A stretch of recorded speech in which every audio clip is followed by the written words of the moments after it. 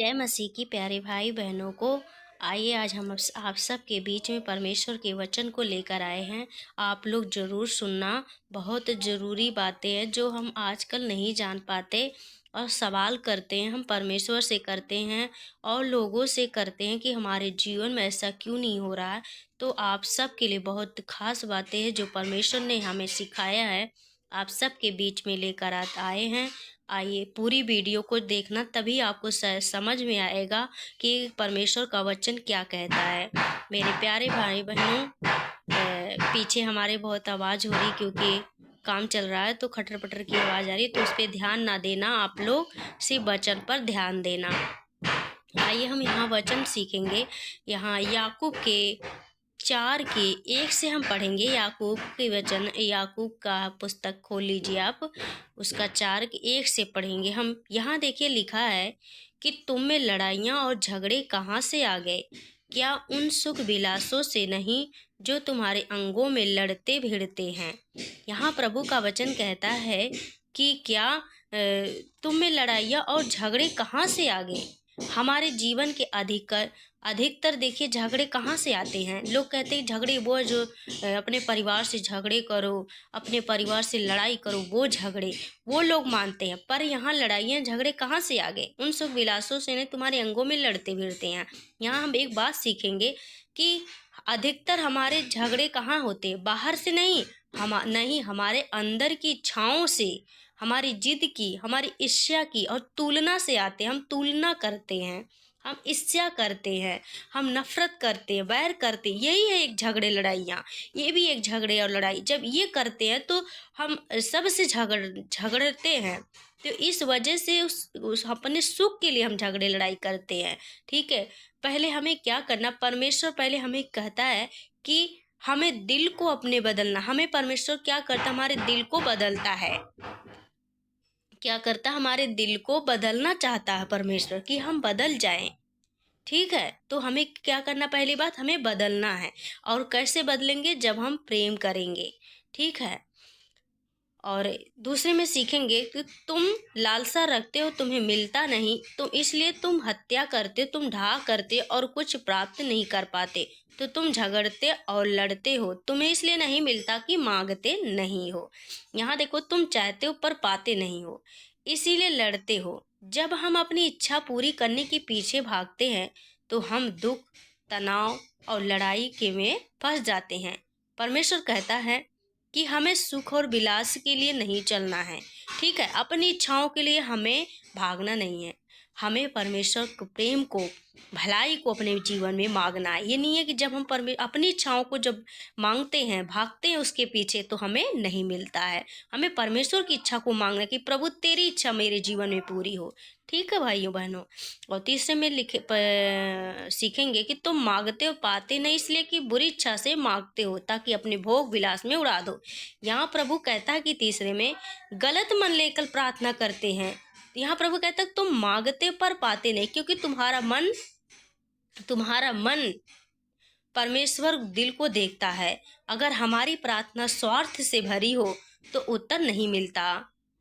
सही मन, सच्चा विश्वास। अगर हम सही मन से, सच्चे विश्वास के साथ मांगते तभी हमें मिलता है। हमें नहीं, अगर स्वार्थ के लिए हम मांगते तो नहीं मिलेगा।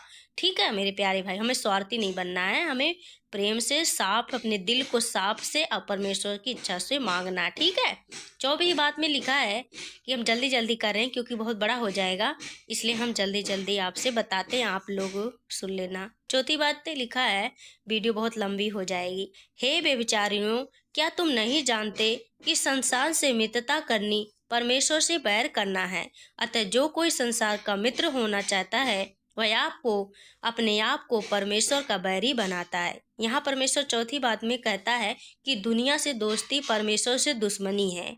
ठीक, अगर हम दुनिया से दोस्ती करेंगे तो क्या होगा? हम परमेश्वर से दुश्मनी कर रहे हैं, तो हमें ऐसा नहीं करना है। ठीक है, यहाँ पर याद दिलाता है कि हमें परमेश्वर के लोग, अगर हम दुनिया की गलत चीज़ों में चले तो हमारे और परमेश्वर के बीच दूरी आ जाती है। यहाँ परमेश्वर कहता है कि हम दुनिया के गलत चीज़ों के साथ अगर रहते हैं, करते हैं लोगों के साथ, तो क्या होता है, परमेश्वर से हम दूरी बना लेते हैं।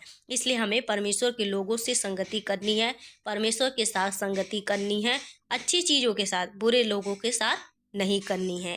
तो क्या होता है, अगर हम बुरे चीज़ों के पीछे, अगर लोगों के साथ, बुरे लोगों के साथ हम रिश्ते निभा रहे हैं, चल रहे हैं, सब कुछ कर रहे हैं, उनके साथ रह रहे हैं, तो क्या होता है, परमेश्वर से हमसे दूरी हो जाती, दुश्मनी कर लेते हैं परमेश्वर से। लेकिन हमें परमेश्वर से मित्रता करनी है, ठीक है, परमेश्वर के संगति में बना रहना है, ठीक है भाइयों मेरे बहनों। 5 में लिखा है, क्या तुम यह समझते हो कि पवित्र शास्त्र व्यक्त कहता है कि जिस आत्मा को उसने हमारे बीच में बसाया है, क्या वह ऐसी लालसा करता जिसका प्रतिफल ढा हो। यहाँ परमेश्वर का आत्मा के लिए तरसता है, परमेश्वर आत्मा के लिए तरसता है।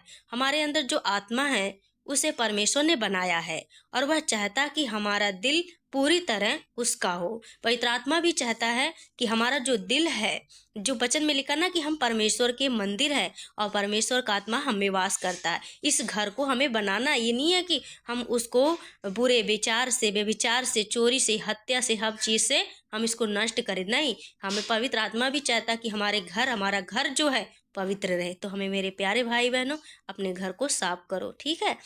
6 में लिखा, वह तो और भी अनुग्रह देता। इस कारण यह लिखा है कि परमेश्वर अभिमानियों का विरोध करता पर दीनों पर अनुग्रह करता है। दीन और अनुग्रह, ठीक है। वह अभिमानियों का विरोध करता है पर दीनों पर क्या करता है, अनुग्रह देता है। जो बेनर्म होते हैं, परमेश्वर उन पर अपना हाथ रखता है, और बेनर्मता आशीष का रास्ता है, ठीक है। हमें बेनर्मता बनना है ताकि हम आशीष के लिए हों, ठीक है मेरे प्यारे भाई बहनों। 4 में लिखा है, इसीलिए परमेश्वर के अधीन हो जाओ, शैतान का सामना करो तो वह तुम्हारे पास से भाग निकलेगा। यहाँ हम एक बार इस वचन पर वीडियो बनाएंगे, आप लोग गहराई से सीखेंगे, लेकिन समय बहुत लंबी वीडियो हो जाएगी, तो जल्दी जल्दी हम आप सबको बता देते हैं कि शैतान का सामना, इसलिए परमेश्वर के अधीन हो जाओ, शैतान का सामना करो तो वह तुमसे भाग जाएगा। पहले परमेश्वर के नीचे आओ, फिर बुराई का सामना करो, और बुराई टिक नहीं सकती, क्योंकि जब परमेश्वर के हम निकट आएंगे, उसके पास आएंगे, तो क्या होगा, हम उसका जब बुराइयों का सामना करेंगे तो बुराई हमारे अंदर टिक नहीं सकती है, ठीक है। 8वीं बात है इसमें है, परमेश्वर के निकट आओ तो वह भी तुम्हारे निकट आएगा। हे पापियों, अपने हाथ शुद्ध करो, और हे दुचित लोगों, अपने हृदय को पवित्र करो। यहाँ प्रभु कहता 8वें में कि परमेश्वर के निकट आना है, ठीक है, परमेश्वर के निकट आना है हमें, और तुम्हारे निकट आएगा। जब हम परमेश्वर के निकट जाएंगे तो वो भी हमारे निकट आएगा, ठीक है। जितना हम परमेश्वर को पास जाते हैं तो क्या होता है, दिल साफ होता है, झगड़े खत्म होते हैं, शांति आती है, ठीक है मेरे प्यारे बहन। जब हम जितना परमेश्वर के पास जाएंगे उतना हमारा दिल साफ होगा और हमें शांति मिलेगी, ठीक है। 9वें में लिखा है, दुखी हो और शोक करो, रो, तुम्हारी हंसी शोक में, तुम्हारा आनंद उदासी में बदल जाए। यहाँ प्रभु 9 के पाप पर मन लग टूटना, यह हमें सिखाता है कि पाप को हल्के में ना ले, बल्कि मन में सच्चा परवाह करना है, पछतावा करना है। हमें जो हम पाप करते उसे पछतावा हमें करना कि हमसे गलती हुई है, ठीक है, ये नहीं कहे हमसे गलती नहीं हुई है। 10 में लिखा, प्रभु के सामने दीन बनो तो वह तुम्हें शिरोमणि बनाएगा। नम्र बनना हमें ऊंचा करेगा। अगर हम नम्र बनेंगे तभी हमें परमेश्वर ऊंचा करेगा। प्रभु के सामने दीन बनो, वह तुम्हें ऊंचा उठाएगा। मूसा अपने आप को इतना दीन बन गया कि परमेश्वर देखो उसके द्वारा इजरायली लोगों को छुड़ा लिया। तो हमें जब नम्र बनेंगे तो प्रभु हमें शिरोमणि बनाएगा, उठाएगा।